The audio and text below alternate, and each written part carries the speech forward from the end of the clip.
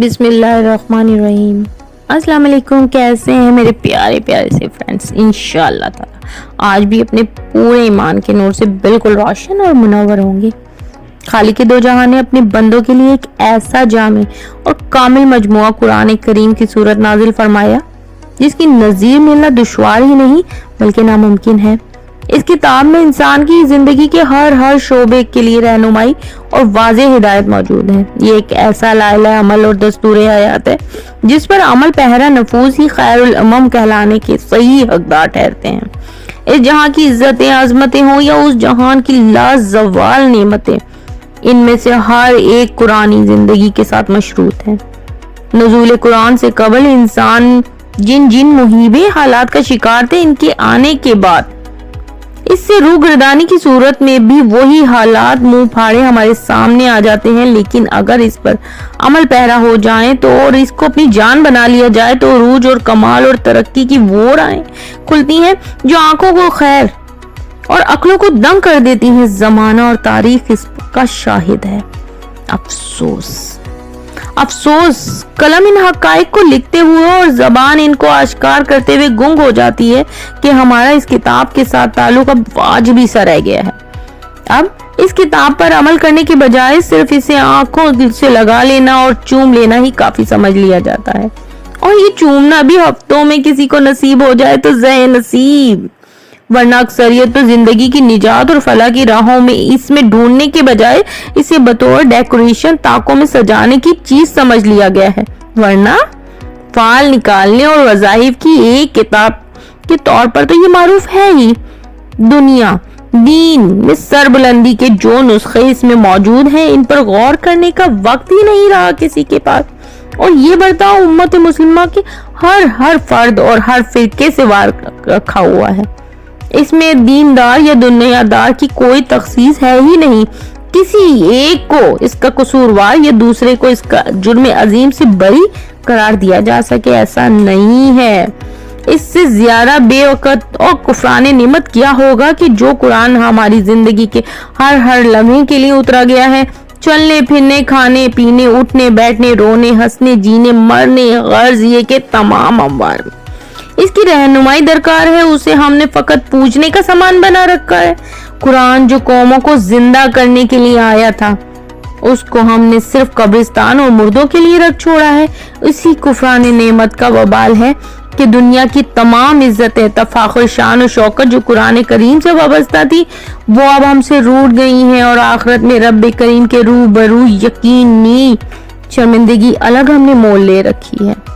دنیا کی کل آبادی کا اتنا بڑا حصہ مسلمان ہونے کے باوجود مختوم نظر آتا ہے۔ بظاہر آزاد نظر آنے والے اسلامی ممالک میں سے کوئی ایک ایسا نہیں جو غیار دست غیر کا محتاج نہ ہو۔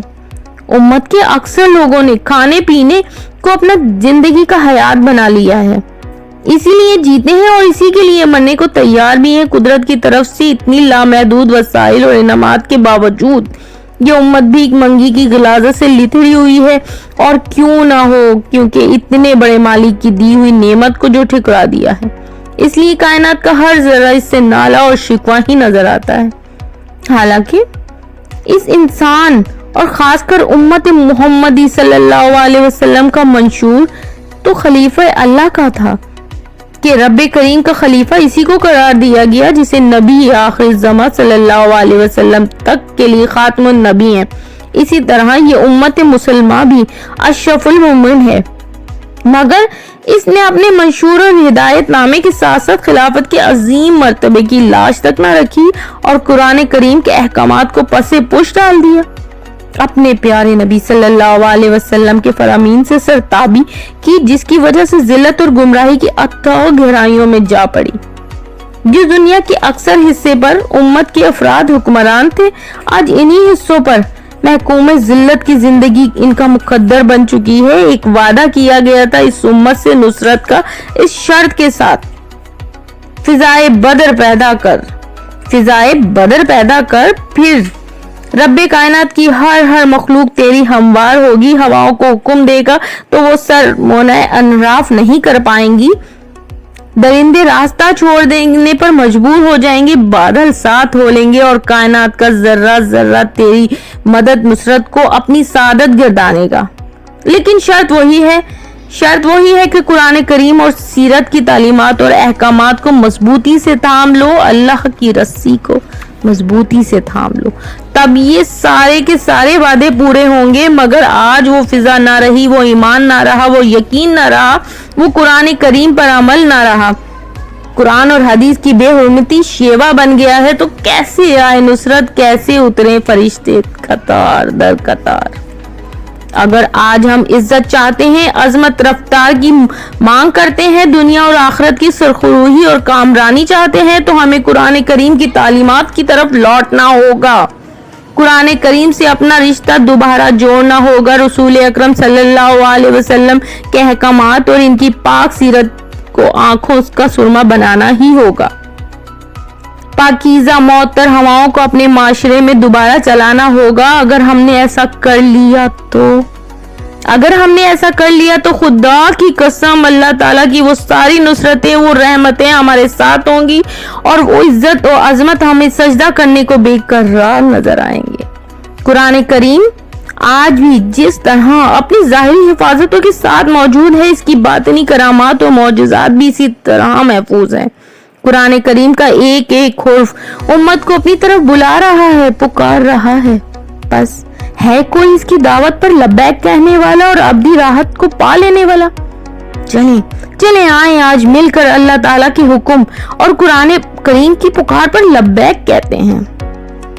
ہم میں سے ہر کوئی یہ عزم کر لے کہ آج سے ہم قرآن کریم کی دعوت کو وطن عزیز کے کونے کونے میں پہنچا دیں گے. اس میں نہ تو ہم کوئی دینی لالچ مانے ہوگی اور نہ ہی کسی کا ڈر, صرف ایک رب کریم سے ڈریں گے اور اسی سے توفیق مانگیں گے, اس کڑی کو عام کریں گے. مسلمانوں کا تعلق پھر سے اپنے پیارے رب کے پیارے کلام سے جوڑیں گے. مسلمان پھر سے ان اونچائیوں بستیوں پر پالیں گے جن کا وہ حقیقی وارث ہے. خدارا اس کڑی کو, اس درد کو عام کر دیجئے, اسی میں امت کی ہر درد کی دوا موجود ہے. اللہ کریم امت مسلمہ کو قرآن کریم سے جوڑ دے. آمین آمین ثم آمین انشاءاللہ تعالی. میرا یہ قدم آپ لوگوں کو بہت ہی پسند آیا ہوگا, تو چلیں آئیں مل کر اس قدم کو آگے بڑھاتے ہیں اور قرآن کریم کی پکار پر ہم سب مل کر لبیک کہتے ہیں. تو سوچنا کیسا, چلیں آئیں مل کر سب کمنٹ میں جلدی سے لبیک لکھ دیجئے, اور میرے نئے فرینڈز, پیارے پیارے فرینڈز, میرے اس قدم کے ساتھ مزید قدم بڑھا کر میرے ساتھ آگے بڑھیے. انشاءاللہ تعالی بہت جلد آپ لوگوں سے دوبارہ ملاقات ہوگی. جزاک اللہ. اللہ حافظ.